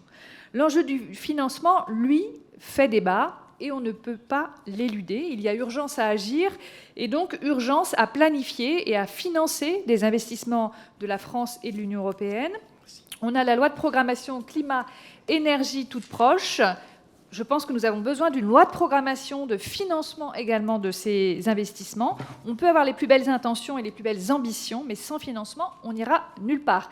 Donc, ni s'endetter, ni augmenter les prélèvements obligatoires. Je pense que si on part de ce principe, on ne fait rien, assurément. Donc il faut rester ouvert pour construire une programmation crédible de la France et de l'Union européenne pour avoir un financement, s'assurer d'un financement de tous ces investissements. Et ma question, c'est dans quelle mesure le prélèvement exceptionnel, mal nommé ISF vert, ne ferait-il pas obstacle à la stratégie du gouvernement dans sa politique économique de l'offre et de baisse de la fiscalité? Merci. Emmanuel Lacresse. Merci, Monsieur le Président, Mesdames et Messieurs les rapporteurs. Les objets sur lesquels sont penchés votre étude dans l'horizon 2030, c'est les batteries, l'éco-conception, l'efficacité énergétique, la circularité, la production d'énergie durable, l'électrification, en fait. Alors, même si, effectivement, à l'horizon 2030, le nucléaire n'est pas un enjeu massif, il faut d'ici là quand même maintenir le parc, reconstituer une industrie et une filière, notamment pour la maintenance, mais aussi pour la construction de nouveaux nucléaires et des EPR. Et les rapporteurs du budget spécial à l'énergie sont penchés sur cette question et se sont interrogés dans les termes de votre rapport, c'est-à-dire quelle est la clé de répartition entre le contribuable d'un côté et le consommateur d'énergie de l'autre. Il est notable que la Commission de régulation de l'énergie, dans quelques mois, va devoir fixer le prix de long terme de l'énergie électrique et qu'il faudra décider si EDF doit porter une masse de prêts considérable ou si, au contraire, il faut trouver des modes de financement. Et j'aimerais votre regard sur cela, parce que c'est un enjeu déterminant pour la supportabilité par nos concitoyens de l'effort que vous décrivez. Merci. Merci. Benoît Mournet. Merci, Monsieur le Président. Et Mesdames, Messieurs les rapporteurs, d'abord, vous remercier vraiment pour ces travaux. Enfin, ça a été dit, mais on peut le répéter parce que c'est vraiment extrêmement utile. Moi, ce que je trouve très intéressant dans le rapport, c'est que vous documentez, objectivez bien le lien qu'il y a entre réindustrialisation et transition écologique, et que personne ici ne conteste le fait qu'il faut faire cette transition écologique et la financer. Moi, la question que je me posais, c'est est-ce que vous avez travaillé ou eu connaissance ou pris connaissance des travaux d'Alexandre Rambaud et d'Hervé Gébaud sur la comptabilité écologique, ce sont des chercheurs d'AgroParisTech, et qui nous invitent à une échelle peut-être plus micro dans la comptabilité. Ça nous intéresse ici, évidemment, à la Commission des finances, de prendre en compte les coûts écologiques non payés, intégrer le coût des actions nécessaires dans le budget. Ce n'est pas un exercice de budget vert qui consiste simplement à taguer, mais c'est vraiment de faire entrer dans la méthodologie de comptabilité les actions climatiques. Je vous remercie. Merci. Fabien Di Filippo. Merci, Monsieur le Président. Il y a un sujet un peu laissé de côté que je voulais aborder quand on parle des incidences économiques de l'action pour le climat. On entend parler dans beaucoup de rapports sortis récemment, prise de parole aussi de ministres ou du Président, de la nécessité de réduire notre consommation d'eau. Ça aura un impact économique certain si c'est fait de la sorte sur nos industries, sur notre agriculture. Or, moins on produit, plus on importe. Donc la question que je voulais vous poser, c'était celle de la stratégie qui est celle de notre pays en matière d'usage des eaux grises. On apprend aujourd'hui qu'à Barcelone, eh bien aujourd'hui, la moitié de l'eau qui sort du robinet est de l'eau recyclée. C'est 0,2% pour l'instant en France. Il y a beaucoup d'usages qui pourraient quand même être permis, même s'il y a encore beaucoup de verrous législatifs dans notre pays sur l'usage des eaux grises, mais en matière économique, en matière domestique, en matière aussi de réintroduction dans les nappes phréatiques, parce que c'est le cas en Espagne sans que cela pose de problème. Et donc je voulais avoir votre approche sur le sujet, parce que si on a une approche malthusienne, nos industries, nos agriculteurs vont le payer au prix fort, et de toute façon on sera obligé d'importer davantage. Merci. Christine Arrigui. Oui, un récent rapport de synthèse de l'Académie des technologies qui s'est tenu en 2022 vient d'être publié, qui fait état de 6 constats, dont le 4e me paraît extrêmement intéressant. Sur la sobriété nécessite une approche globale combinant comportement individuel, mesures systémiques, infrastructures, réglementation et évolution de la structure de nos consommations. Et le 6e de ces constats, c'est plutôt une recommandation, il faut agir sans tarder. Donc ma question, c'est de savoir si parmi les éléments, enfin en tout cas les chantiers dans lesquels apporter cette Académie des technologies, énergie, mobilité, habitat, industrie, matériaux, agriculture, infrastructure, etc., vous avez d'autres champs d'action sur lesquels il vous semble que la sobriété puisse être mise en œuvre. Et enfin, puisque nous sommes à la veille du PLF 2024, est-ce que nous avons posé la question de qu'est-ce qui se serait passé si nous avions agi avant, c'est-à-dire il y a 5 ans? Et est-ce que vous avez évalué qu'est-ce qui va se passer si nous n'agissons pas dès 2024 par rapport à vos prévisions de 2030? Merci. Est-ce qu'il y a d'autres questions? Non? Je vous passe la parole.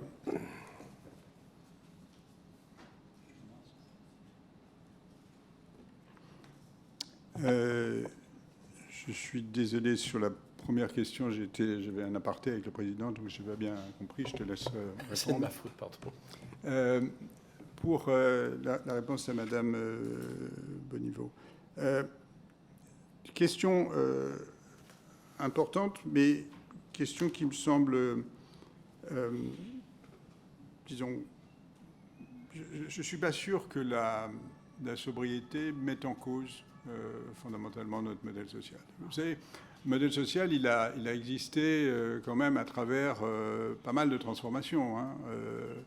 Il s'est maintenu, il s'est développé malgré des transformations importantes. Et je crois que la sobriété, c'est un nouveau défi, et c'est un nouveau défi qui nécessite des réponses, des adaptations du modèle social, mais ce n'est pas quelque chose qui le met fondamentalement en cause. Sur la question de la source des émissions, les importations, ce n'est pas la première source des émissions de loin. Hein. Il y a un écart, effectivement, entre l'empreinte carbone et les émissions territoriales, mais cet écart, il est assez limité. Alors, je n'ai pas l'ordre de grandeur exact en tête, je dirais de l'ordre de 20% ou quelque chose comme ça. Mais 80%, c'est quand même des émissions territoriales. Pour Stella Dupont, alors moi, je rebondis sur la suggestion en fait de lier programmation climat et programmation financière. Je pense que c'est le cœur de la question que vous posez, et je pense que c'est très important. C'est-à-dire qu'on a besoin d'allonger l'horizon et on a besoin de mettre en cohérence la programmation des finances publiques et la programmation de l'action climatique. Donc ça, les outils sont à construire. Hein. C'est-à-dire que, effectivement, l'horizon de l'action climatique, c'est un horizon long. Et cette mise en cohérence est indispensable. Elle est indispensable. Pour l'instant, on a l'horizon 2024, on a le PLF 2024, mais on ne sait pas très bien ce qu'il y a au-delà. Je pense que c'est très important de donner de la visibilité et de programmer l'ensemble des réflexions et l'ensemble des actions sur les finances publiques au-delà. Donc c'est quelque chose qui va sans doute vous occuper pendant pas mal de temps. Monsieur Lacresse, je posais une très bonne question, c'est-à-dire comment est-ce qu'on va répartir la charge de l'investissement dans le nouveau nucléaire entre l'investissement, entre l'endettement d'EDF et l'augmentation du prix de l'électricité. Je dois dire que je ne connais pas le dossier suffisamment pour vous répondre de manière précise. Et en plus, je ne suis pas sûr qu'à ce stade, on ait bien arrêté les choses. Monsieur Mourmet, la comptabilité écologique, c'est quelque chose qui doit se développer. Et je voudrais dire que moi, j'ai été frappé dans les travaux préparatoires qu'on a faits de voir à quel point maintenant c'est accepté par les comptables nationaux. L'idée d'avoir un PIB, disons, net des dommages causés à l'environnement, c'est une idée qui est aujourd'hui acceptée par la communauté des comptables nationaux. Ça ne veut pas dire que c'est facile à faire. Ça veut dire qu'il faut mettre un prix sur les émissions, ça veut dire qu'il faut mettre un prix sur les dommages à la biodiversité, etc. Mais disons que le virage conceptuel est fait, et ça me paraît très important. Tu finis ? Okay. Du coup, sur la première question, sur les risques de freins matériels, notamment sur la rénovation énergétique liée au fait que c'est déjà un des premiers postes de dépenses publiques. Oui, enfin, il y a des risques de difficultés de déploiement, c'est clair, et ça amène à vraiment réfléchir et à commencer aussi le mouvement rapidement. Peut-être revenir aussi un tout petit peu sur sobriété. Je pense que, comme Jean Pisani-Ferry l'a dit, la sobriété, ça implique pas une baisse de la consommation matérielle. Réduire la température, ça implique une baisse de la consommation d'énergie, ça c'est sûr, mais limiter le gaspillage en éteignant son ordinateur la nuit, réduire la température ou aller vers le vélo, ça permet éventuellement de réduire sa facture énergétique et de consommer plus autre chose.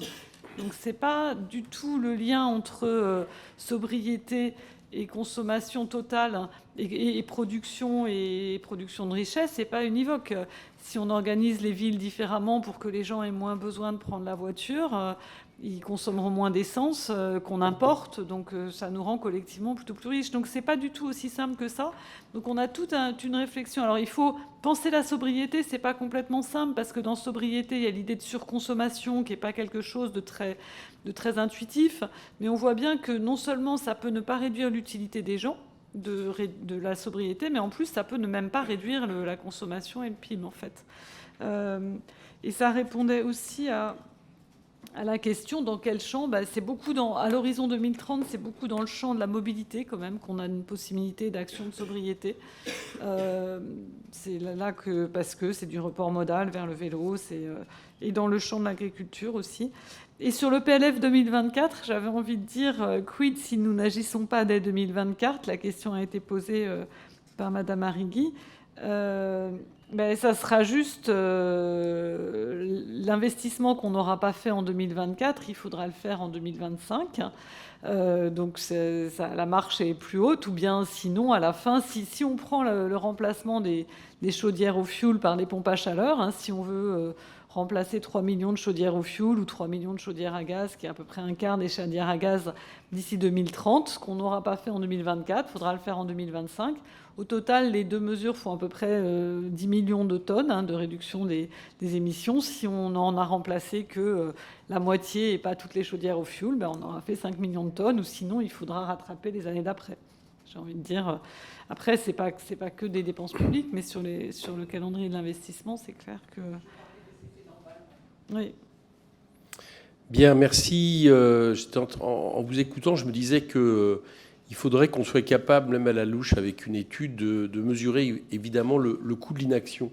Parce que le coût de l'action, on le voit, il est de 70 milliards. Alors les uns et les autres, on a des réponses. Le coût de l'inaction, à partir du moment où on ne le chiffre pas, il reste il reste dans l'imaginaire quelque part. Bon. Et de ce point de vue-là, je pensais à vous, Pascal Lecamp. Je vais vous l'envoyer, une thésarde de la Cour des comptes qui a été lauréate lundi, auquel j'étais assisté à la remise des lauréats, qui a travaillé, par exemple, ne serait-ce que sur le coût pour la production céréalière des changements climatiques dans les années à venir. Et c'est énorme. C'est énorme. C'est bon. Et je me dis que ça, il faudrait qu'on arrive à faire ce travail, ce qui, après, mesurerait les conséquences d'une inaction. Voilà, je trouve. Merci beaucoup. Oui, allez-y. Pour vous répondre là-dessus et pour aller dans votre sens, moi, j'ai été frappé dans ce travail.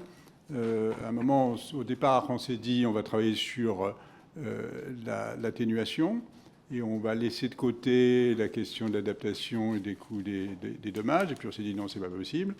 Et donc on s'est mis à travailler là-dessus. Et on a découvert qu'en fait, on savait extrêmement peu de choses.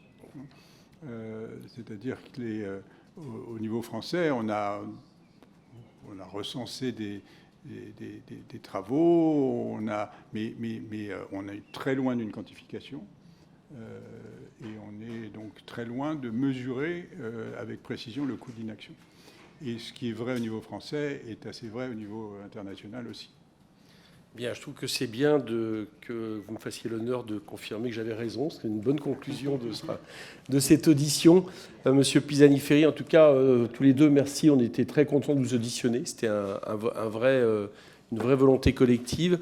Chers collègues, on se retrouve demain, jeudi à 29 juin à 11h pour ce qui sera la dernière réunion de la Commission des finances de cette session ordinaire. Il y en aura d'autres ensuite, mais pas de la session ordinaire, au cours de laquelle nous entendrons M. Moscovici sur le rapport sur la situation et les perspectives des finances publiques publié par la Cour des comptes. Merci beaucoup.